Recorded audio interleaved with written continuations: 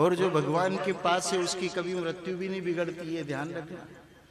इसलिए राजा परीक्षित की कथा है, वो भागवत जी के पास बैठा है, उसकी मृत्यु बिगड़ने नहीं।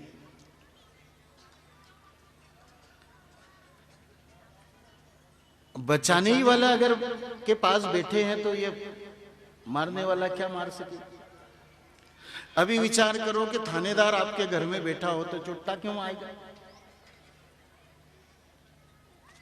भगवान के पास ही बैठे हैं। जब अपन ये कहां बैठे हैं, भागवत जी के पास राजा परीक्षित। गंगा जी का तट है, संत है, ग्रंथ है, तीन तीन जन बचाने वाले हैं। सांप तो आएगा डसेगा, तो एक तो गंगा माता है, ठीक है, एक गुरु है सुखदेव स्वामी महाराज, और एक ये ग्रंथ है। भगवान ने कहा मैं शब्द रूप में अब श्रीमद में हूं, तो भगवान भी है। अब ये तीन जन इसको बचाने बैठे हैं, तो क्या करेगा काल इसका। हाँ, शरीर को तो कोई भी नहीं बचाता, भगवान का शरीर भी नहीं बचता, शरीर तो यहीं जन्म लेता है, यहीं छोड़ना पड़ता है। लेकिन जिसकी बात गीता में भगवान ने करी ना कि नैनम चिदंती शस्त्राणी नैनम दहती पावका, उसको वो नुकसान नहीं होने देगा। और वही है जीव। और जीव को ही सदगति की जरूरत है, पर जीव की सदगति कब होती है, जब आदमी की मति ठीक हो। पुराने लोग अभी भी कहते हैं जिसकी मति अच्छी उसकी गति अच्छी। तो मति को मत बिगड़ने दो, मति नहीं बिगड़ेगी तो गति भी नहीं बिगड़ेगी। राजा परीक्षित कहां बैठा है, जहां मति सुधरे, ये ग्रंथ के सामने।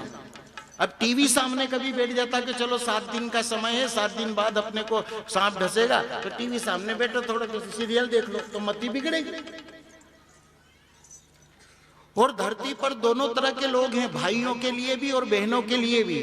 भाइयों के लिए 2 तरह के लोग हैं, एक तो श्री कृष्ण जैसे लोग भी हैं और एक शकुनी जैसे लोग भी हैं। आप किनकी सुनते हो ये आपके ऊपर।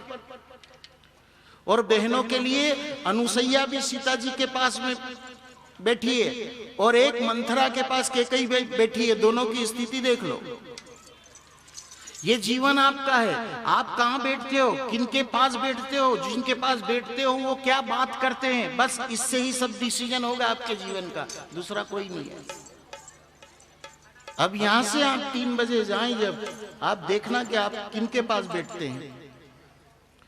और आप बहने तो जरा भी बुरा मत मानना है ना, आज कथा ये समाप्त हो रही है कथा, बस 1 2 4 5 मिनट और लगेंगे।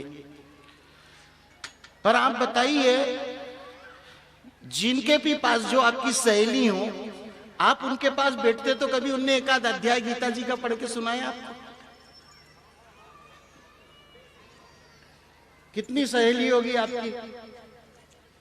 कभी आपको टाइम मिला ना, आप कभी उसके घर बैठने गए हो घंटा आधा घंटा, तो उनने कहा ले यार, ले जरा तू आई है तो ले अपन दोनों मिलके एक अध्याय पढ़ देती हूँ मैं, नहीं तो तू पढ़ मैं सुनूं। सोफा पे बैठ के चाय वाय पी के ने एक अध्याय कोई ने बांचा?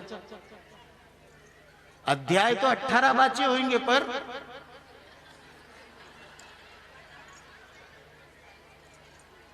अब आप समझ लो।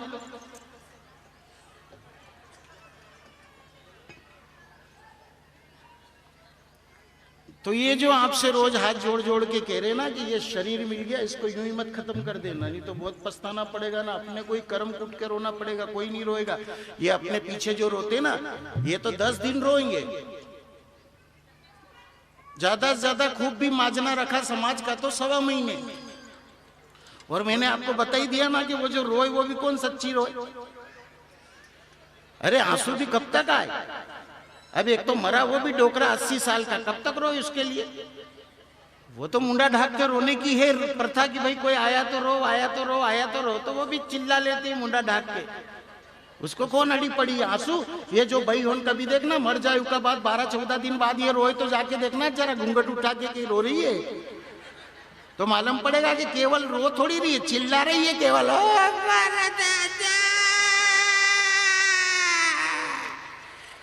आवाज आ रही उसमें से, साउंड है बस, बाकी यहाँ कहीं थोड़ी है।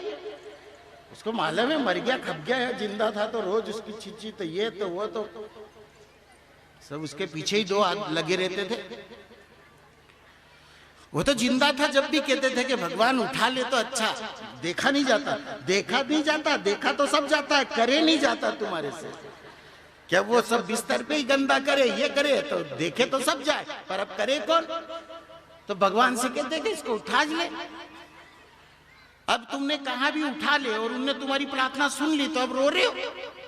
वहां बाहर जा जाके गगा रही भाई, फेरा लेती रहती रो रही है, जबकि यही कह रही थी कि इसको उठा ले। अब भगवान ने प्रार्थना सुनी तो उठा लिया, जान दो बापड़े को सुखी सुखी। गाना गाओ के खुशी खुशी कर दो बीता, कि राजा डोकरा राज करे। इसको भी अब विदाई करना है। रोना हो तो ध्यान रखना, कबीर दास ने एक वचन कहा है कि मैं मरूं तो मेरे जितने भी शिष्य हैं, खबरदार अगर कोई मेरे पास में आकर रोया तो मेरे लिए। क्या कहा कबीर ने? कि मैं मरूं तो मेरे हजारों शिष्य हैं, सब आना, मुझे आने में कोई आपत्ति नहीं है, आप सब आओ मेरा क्रियाक्रम करने, लेकिन एक ने भी मेरे लिए रोना मत। अगर तुम्हें रोना ही आए तो तुम अपने लिए रोना, और इस बात के लिए रोना कि बीते रहे दिन भजन बिना रे, बीते रहे दिन भजन बिना रे, बीते रहे दिन भजन बिना रे, बीते रहे दिन भजन बिना रे। तू राम नाम बोलो मन, हरे राम बोलो रे, राम नाम बोलो मन, हरे राम बोलो रे, बोलो बोलो बोलो मन हरे राम। नाच लो बहनों, ये आखिरी भजन है, बोलो मन, इसके बाद आरती होगी, बोलो रे।